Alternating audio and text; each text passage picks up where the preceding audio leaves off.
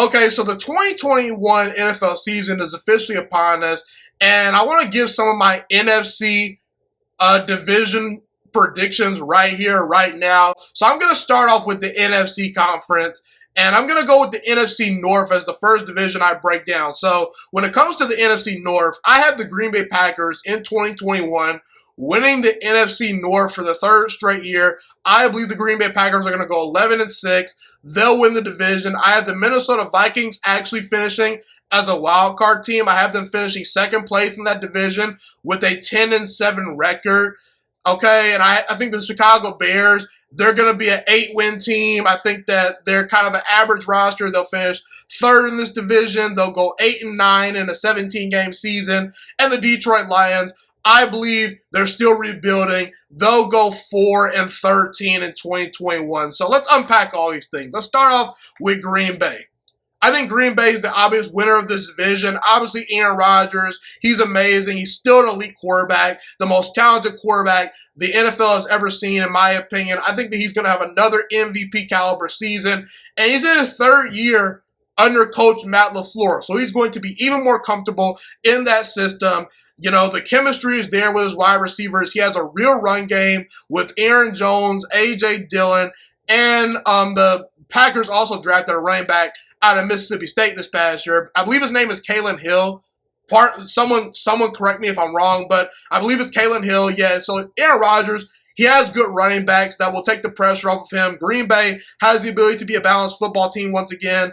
He also has really good wide receivers, and the wide receiver core this year is much improved over the past couple of seasons. From when we looked at the Packers receiver core a couple of years ago, we said, man, where are the other playmakers outside of Devontae Adams? Obviously, used to have Devontae Adams on the roster, but you also have a guy like Randall Cobb that Aaron Rodgers is familiar with. You drafted Amari Rodgers out of Clemson, a speedy wide receiver that can quickly get open, beat man coverage. He'll be another great target for Aaron Rodgers. You still have Marquez Valdes-Scantling, who showed some promise at the end of the year. He's getting better and better. Alan Lazard is a reliable target. Robert Tonyan broke onto the scene as a tight end. He's a reliable target. Nothing special there, though. However, and I will say, Green Bay bringing in a new defensive coordinator is going to make a huge difference for their defense, in my opinion. They bring in Joe Barry, a new defensive coordinator. I believe Green Bay's secondary is one of the best secondaries in the NFL, led by Jair Alexander, led by an elite safety tandem in Adrian Amos and Darnell Savage. I think Eric Stokes is going to be a huge addition to that secondary. Now, I will say, I think Green Bay has a Super Bowl caliber roster. However, their schedule is brutal. That's why I only have them winning 11 games, okay? Because they're going to have to play at Baltimore, at Kansas City, at Arizona, at the 49ers. They play the Browns at home. They play the Rams at home, the Seahawks at home, Washington at home, and not to mention, you're playing in a tough division with Minnesota and Chicago, two real rosters. So I think Green Bay doesn't have a realistic shot to get the 1 seed this year in the NFC. They'll have to win multiple playoff games to make a Super Bowl run, but I do believe they're capable of doing it. I have them winning the division. I think Minnesota's a playoff team this year. I really do. Kirk Cousins is not a perfect quarterback. No quarterback really is perfect outside of maybe, guys like Mahomes, Aaron Rodgers, maybe you throw in Tom Brady. But Kirk Cousins can get the job done. Kirk Cousins, a couple of years ago, with a pretty solid roster in Washington, was able to lead them to the playoffs. Kirk Cousins actually had a pretty solid year last year. Really, the defense is what was holding Minnesota back. I think Kirk Cousins is capable if you put a good roster around him. A couple of years ago, Kirk Cousins won a playoff game on the road and outplayed Drew Brees in the Superdome. So he's capable if you put a good roster around him. Minnesota has a great run game led by Dalvin Cook. They have star wide receivers. Justin Jefferson's a real player. I believe the defense is going to be much better this year. Led by Mike Zimmer, who's a pretty solid head coach. Danielle Hunter comes back. They added Patrick Peterson. Now, Minnesota's schedule after their bye week does worry me, but I think Minnesota has a pretty well-rounded roster this year. I think they're very underrated. They'll win 10 games this year, but they're not good enough to challenge Green Bay. That's why I have Green Bay win the division. Chicago, kind of an average roster to me. I think that Chicago was lucky to make the playoffs last year. I don't think they'll make the playoffs this year. Matt Nagy's a good coach, but he's not great. Matt Nagy's not one of those coaches where I look at him and say, okay, no matter what the roster is, this team's going to compete, okay? But I think Matt Nagy is capable.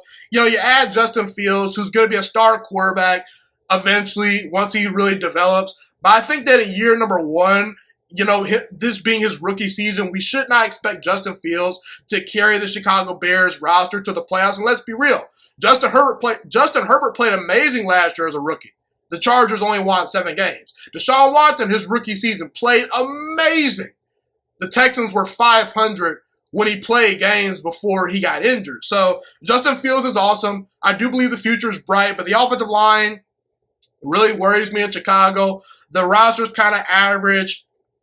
I think they have roughly the 10th best roster in the NFC, so they're not cutting it for me this year. Detroit, I think Detroit actually is calmly sort of on the upward trend, I would say. Jared Goff is not a terrible quarterback. He's a downgrade from Matthew Stafford, but Jared Goff can get the job done if you put talent around him. The problem is this is a rebuilding roster. While I do like the new coaching staff, and while I do like the new regime in the front office, new general manager, competent people, hopefully, running things in that building. I just think that Detroit, they tore everything down this year. They're not going to be winning a whole lot of games in 2021. This is a process. I have them only winning 4 games because the schedule is absolutely brutal. They have to play the NFC North division, obviously, the AFC West, and I believe they play the NFC West division as well. I could be wrong, but the schedule's brutal. This is a bottom 5 roster, so I don't trust that Detroit is going to make a whole lot of noise in 2021. However, if they continue to build this roster and actually put talent around Jared Goff and Dan Campbell is a hit as a head coach, Detroit might have a bright future. But I believe Green Bay wins the NFC North in 2021. Thank you so much for watching this video today. Please also note that the Juiciest Sports Podcast is not just a YouTube channel. It is available on all podcasting platforms, including Spotify, Google Podcasts, iTunes, and Apple Podcasts. Also, if you enjoyed this video, be sure to like, comment, subscribe, and share this content with all your friends. This podcast is my favorite thing in the entire world right now. It is my passion. And I want more people to listen to this podcast. I really want this podcast to grow. Also, a fun fact about me is that I want to go into the sports broadcasting and media world once I graduate from the University of Toledo, a college in Northern Ohio. I am looking to become one of the next great sports broadcasters and analysts out in the world. And I potentially would like to start my own network if this podcast really truly grows. Or if I fall short of that goal, I would love to work for a big-time network like ESPN or Fox Sports 1. I am open to all networks. So if you believe in my dreams and you see or hear my passion through the screen, be sure to tell all your friends about the Juiciest Sports Podcast. Stay motivated, you guys. Have a God bless day, and I'm out.